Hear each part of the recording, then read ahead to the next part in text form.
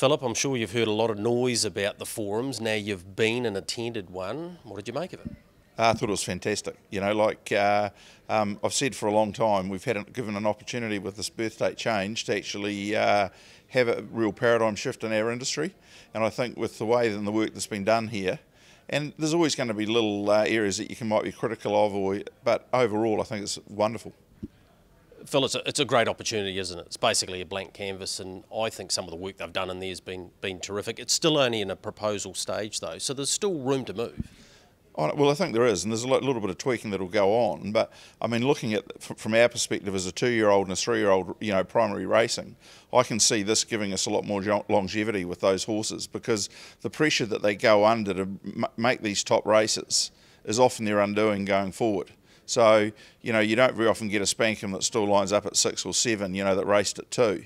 You know, so there's very few of those. So if we can actually get longevity to these horses and better animal management, it's a positive for everybody. There's something for everyone in this too. The breeders, they have an opportunity for breeders' bonuses, etc., which again is imperative, because you as an owner, if they're not breeding these horses, then there's no product. You'll have often said that, you know, like you go to the sales and we want to have everyone trying to beat the vendor down, but the reality is if the economics don't work for them, we're not going to have them breeding it, so we're not going to have as owners horses to buy when we come to February sales. So, you know, there's got to be enough in it for everybody, and, you know, some of the work that's actually being done here now is actually spreading that pot a little bit further, which is healthy for us as an industry, because at the end of the day we're all driven off TAB turnover, etc. So, yeah. The 40 to 60 grade, we now understand that 60% of our horses are in that area. What did you think of some of the potential incentives around that? Well, that is a paradigm shift. I mean, I said that right at the start. You know, we need to think outside of the square. For the minimum amount of funding, if we've got to contribute $300 as the owner of the horse to actually get those sorts of opportunities, and you know, it means that we're going to keep more horses here, more racing. I mean, often we only sell because they get uncompetitive and we don't know where we're going to place them. So it might mean that as an owner we actually retain more horses, as long as it's you know, they're washing their face and we're actually getting square each year on them.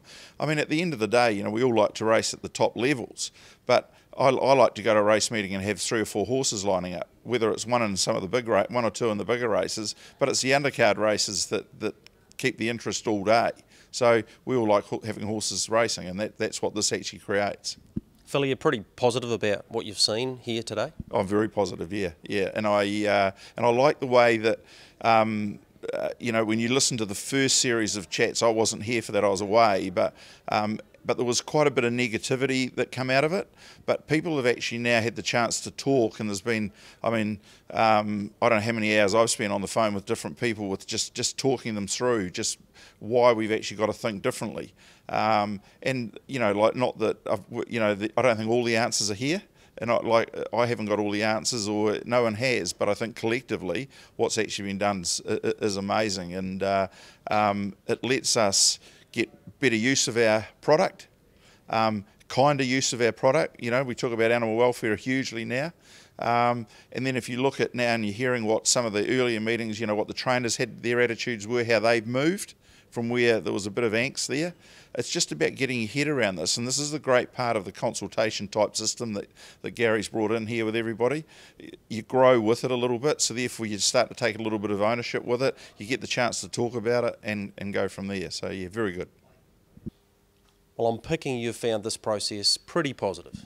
It's been very good. I think the industry needs it, and good on Gary and the team, and I'm excited. And look, we need transparency, and we need some fundamental changes.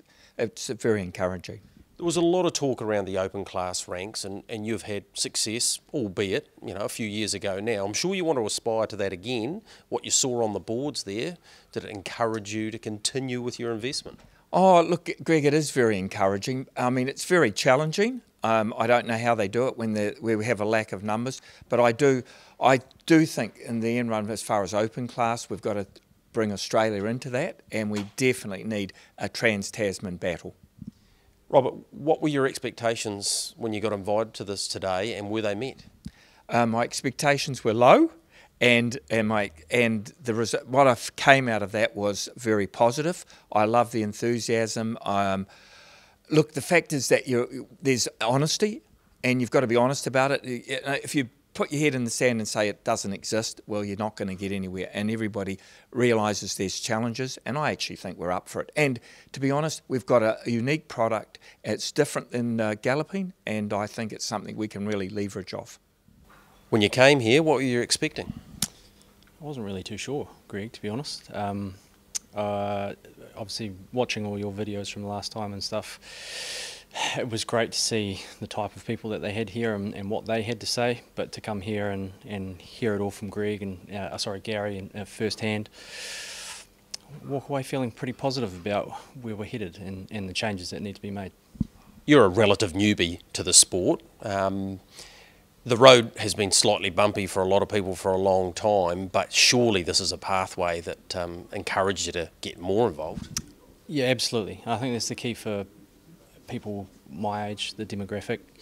We need to get more people my age into the game. We need to get returns for them. We need to get them to the track, the experience, and I think all of the stuff they're talking about works positively towards that potentially happening in the future.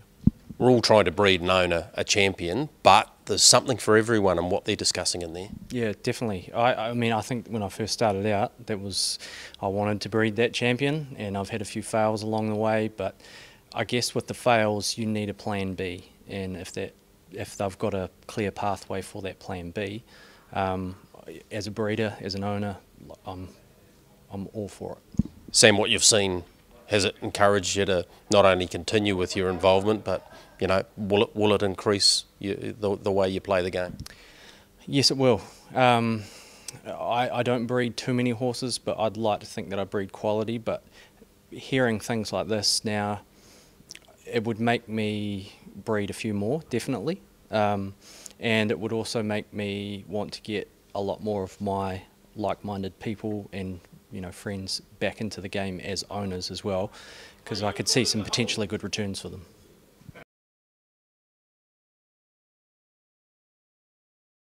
Gary, the open class discussion was always going to be pretty contentious. Do you believe you've had the feedback now to cement the situation? Yeah, we've had more feedback. I'd like a little bit more, but I'm comfortable that we're in the right direction.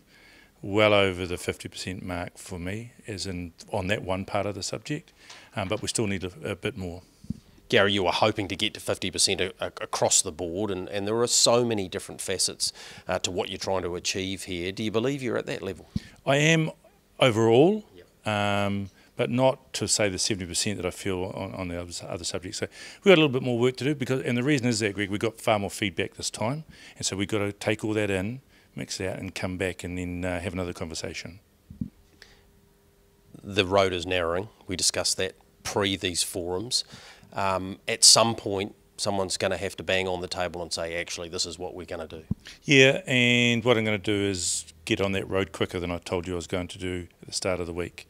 So we'll do that. That will start next week, and then we'll get everyone else back in after that, and I think we'll still meet our timeline. In fact, we will meet our timeline. I just need to do it in a different way, reorganise ourselves. Gary, are you surprised by the level of passion that you've seen in that room in the last 4 days? Well, no, I'm blown away. Even down to Michael Guerin coming in, the passion that he gave. But honestly, that last session with the owners was outstanding, as was all of them. But that one was great. Hell, if we could harness that onto the race day every day and the punting every day, we wouldn't have any problems, would we? Catherine, you were hoping for some good feedback within the sessions. Did you get it? Absolutely. We've had 4 really, really good interactive sessions, and we've had some fabulous feedback. One of the concepts that came up, which was new to the people that had been to the first sessions as well, was around the rating 40 to 60 grade. Was that well received? It was exceptionally well received, and I think it's because we're doing something for the grassroots and the lower level rating horses. You hoped at the start of the week that you would go from that 10% to the 50% level. Do you believe you're somewhere near that now? I actually think we might be ahead of it. So I think a lot of things that we've talked about were consolidated. There's still 2 or 3 contentious things, but I think the rest of the program's pretty set. Okay, in your own mind, what's the process from here?